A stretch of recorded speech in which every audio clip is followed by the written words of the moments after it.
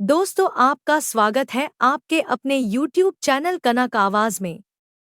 धार्मिक कहानियाँ और कथा सुनने के लिए चैनल को सब्सक्राइब करें और पसंद आए तो लाइक करें। भगवान शिव को भोलेनाथ इसलिए कहते हैं क्योंकि भगवान शिव अपने भक्तों पर जल्दी ही खुश होकर मनोकामना पूरी करते हैं।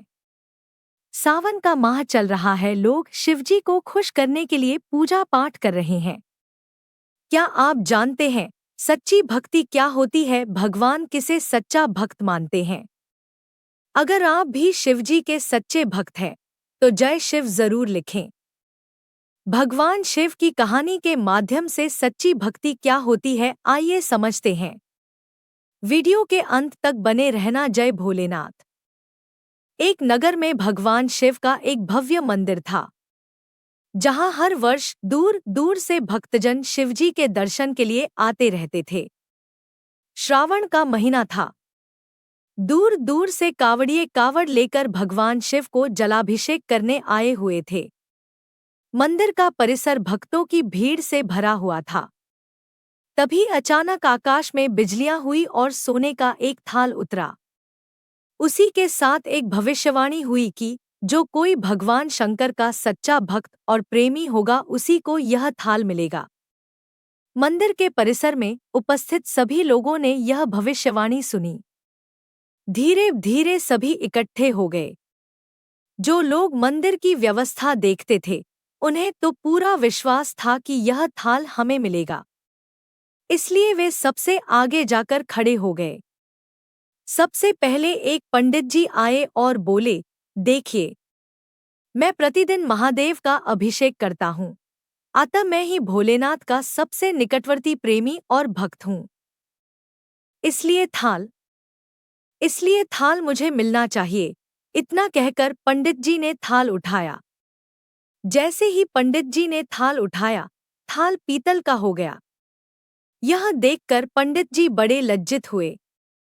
उन्होंने थाल यथास्थान पर रखा और वहां से निकल गए। इसी प्रकार वहां उपस्थित सभी पंडितों ने खुद को आजमाया, लेकिन शायद उनमें से कोई भी सच्चा भक्त नहीं था। उन्हें भी थाल यथास्थान पर रखकर चले जाना पड़ा। इसके बाद उस नगर के राजा का आगमन हुआ। राजा साहब आगे आए और बोले, मैंने महादेव के मंदिर में बड़ी भारी दान दक्षिणा दी है, इसलिए यह थाल मुझे मिलना चाहिए। इतना कहकर राजा साहब आगे बढ़े और थाल उठाया। जैसे ही राजा ने थाल उठाया, थाल तांबे का हो गया। यह देखकर महाराज भी लज्जित हुए और थाल यथास्थान रखकर एक तरफ खड़े हो गए। महात्मा और भक्त पधारे। इसके बाद इसी तरह एक से बढ़कर एक दानी महात्मा और भक्त पधारे और थाल उठाया, लेकिन किसी के हाथ में कुछ और किसी के हाथ में कुछ हो गया, लेकिन सोने का नहीं रहा। तब लोगों को पता चला कि हम में से कोई भी महादेव का सच्चा भक्त नहीं है। उसी समय एक किसान का आगमन हुआ। वो बेचारा महीनों बाद आज चातुर्मास के सोमवार के शुभ अवसर पर शिवजी के दर्शन करने आया था। गरीबी और गृहस्थी के बोझ तले दबा दिन रात खेतों में मेहनत मजदूरी करके अपना और अपने परिवार का गुजारा करता था। अभी रास्ते में आ ही रहा था कि कोई भिखारी मिल गया और कुछ खाने को मांगने लगा। इस किसान को दया आ गई। अपने खाने के लिए जो खाना लाया था वो उसने उस भिखारी को दे दिया।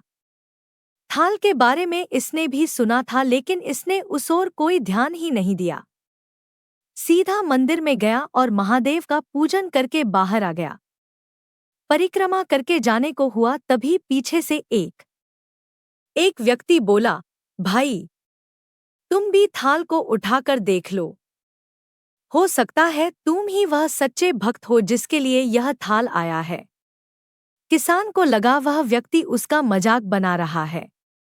किसान ने हंसते हुए कहा, भाई, मैं तो कभी कोई पूजा पाठ भी नहीं करता, महीनों ने एकाध बार मंदिर आ पाता हूँ।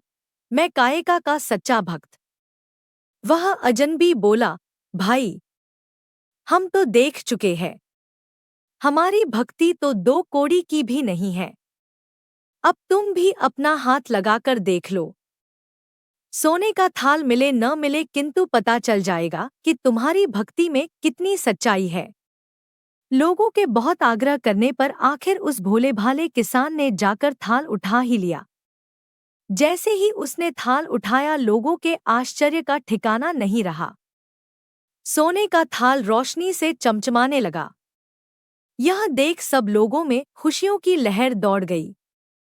सभी लोग उसके जयकारे लगाने लगे और पूछने लगे कि भाई, तुम ही सच्चे भक्त हो, तुम ही सच्चे भक्त हो। अब हमें भी बता दो कि कैसी भक्ति करते हो, जिससे महादेव तुमसे इतने प्रसन्न है। तो किसान बोला, भाई, मैं कोई भक्ति नहीं करता। मैं केवल दिन भर खेतों में काम करता हूँ और थोड़ा समय निकालकर जरूरतमंद लोगों की मदद करता हूँ। इसके अलावा मैं कोई विशेष कार्य नहीं करता।